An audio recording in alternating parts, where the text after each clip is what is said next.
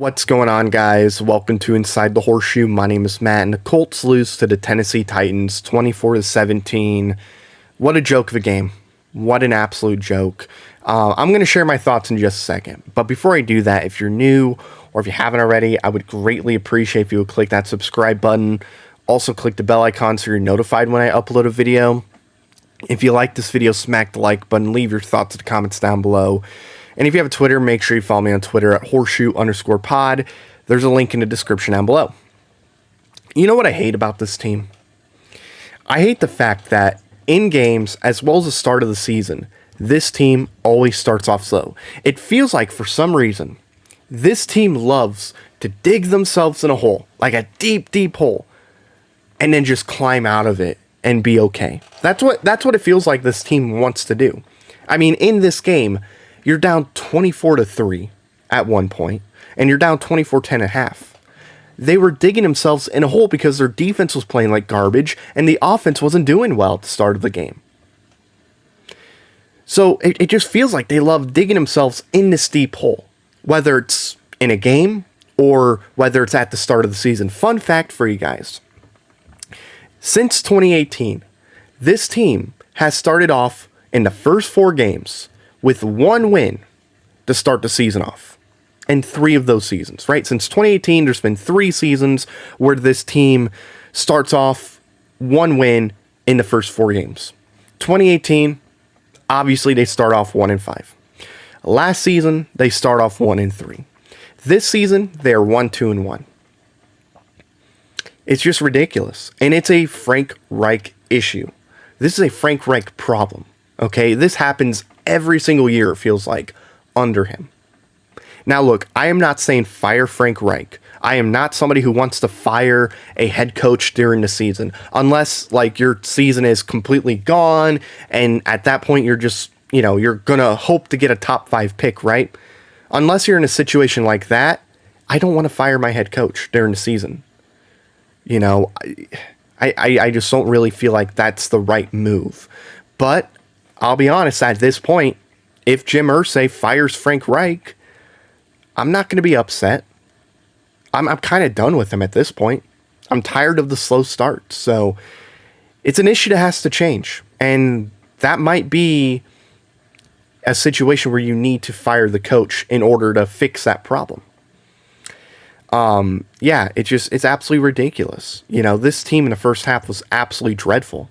Absolutely dreadful. The offense towards the end of the first half started to play better, and there were some good drives in the second half for sure. But the first half was absolutely horrible to watch. The defense was terrible. Absolutely terrible. The first drive, I don't completely blame on them because they were put in a really bad situation, but after that, they just could not stop Derrick Henry. Ryan Tannehill, it felt like for most of the first half, had tons of time to make a throw. And he was able to escape the pressure when the pressure was there in the first half. It was like really on defense. The only player that was really doing well was Odengbo in the first half. That was it. But yeah, the offense was terrible. Matt Ryan was terrible in the first half. I thought he rebounded pretty well in the second half. Made some mistakes, sure, but I thought for the most part he rebounded pretty well.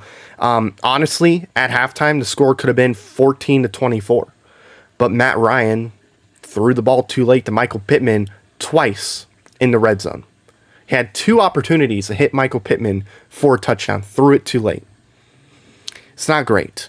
I guess there were some positives in this game. I felt like the offensive line played better with Will Friesen at right guard, especially when it came to passing the ball. Run game, there was no protection, it felt like. There was no protection for Jonathan Taylor. But with the passing game, I felt like the offensive line was better in this game compared to other games. And I do think Will Fries made an improvement. So I'm very curious to see what the offensive line looks like as the season progresses, as Will Fries starts and then eventually Bernard Ryman takes over at left tackle. Receiving, I was happy with Mo Alley Cox. 6 catches for 85 yards and 2 touchdowns. Finally, you're using Mo. It felt like Mo Alley Cox wasn't really being used much. So I was happy that they used him. Alec Pierce continues to play well. 4 catches for 80 yards. Very happy with what I saw from him. Made some really big catches. Kylan Granson played well in this game in the first half. Paris Campbell, you finally used him. 4 catches for 43 yards. That was nice. And then in the second half, the defense stepped up. I got to give credit to the defense in the second half.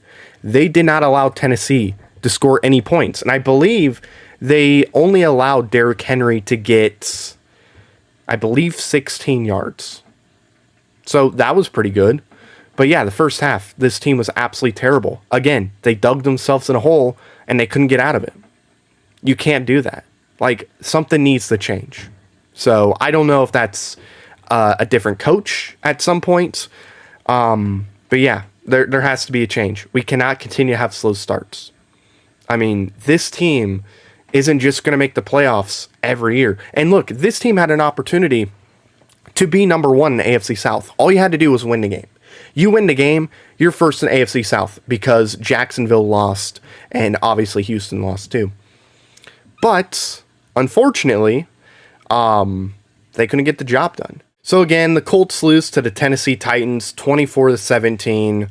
What a joke of a first half, man. It put them in a hole that they just couldn't climb out of.